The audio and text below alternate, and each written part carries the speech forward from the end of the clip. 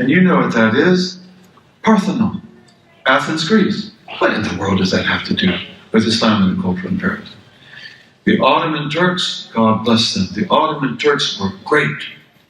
Don't ever believe anyone who says the contrary.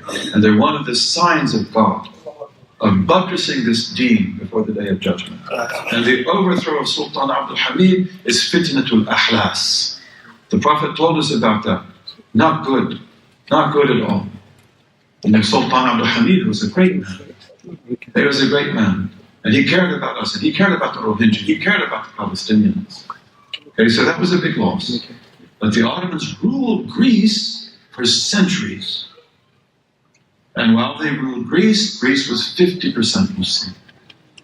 The base of the Ottoman Empire was where? Where was their demographic base?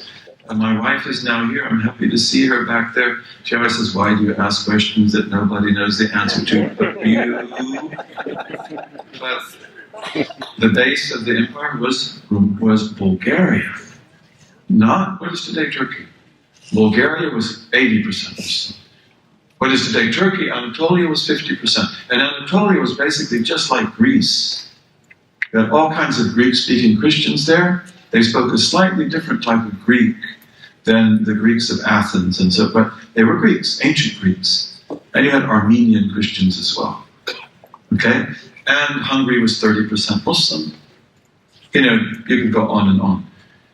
When the Ottomans come into Athens, first of all, when they conquered Constantinople, they adopt the Byzantine Church. They protect the Byzantine Church. They cleaned up the Byzantine Church, and the Byzantines loved it. I'm sorry, the Greek Orthodox Church. And the Greek Orthodox Church loved them. Don't believe anything to the contrary, because that's not true. They won the love of the Orthodox Church. And the Orthodox Church stood by them faithfully until the end.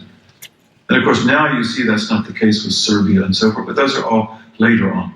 That's nationalism, later on.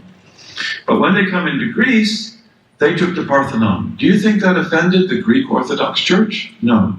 Because the Greek Orthodox Church had an attitude towards the pagan Greek past that made them not interested in that at all. So they've got their churches. They don't want that. So the Ottomans said, we will take it. And during the whole Ottoman period, the Parthenon was completely intact. It was blown up by Greek nationalists in the War of Independence in the 19th century.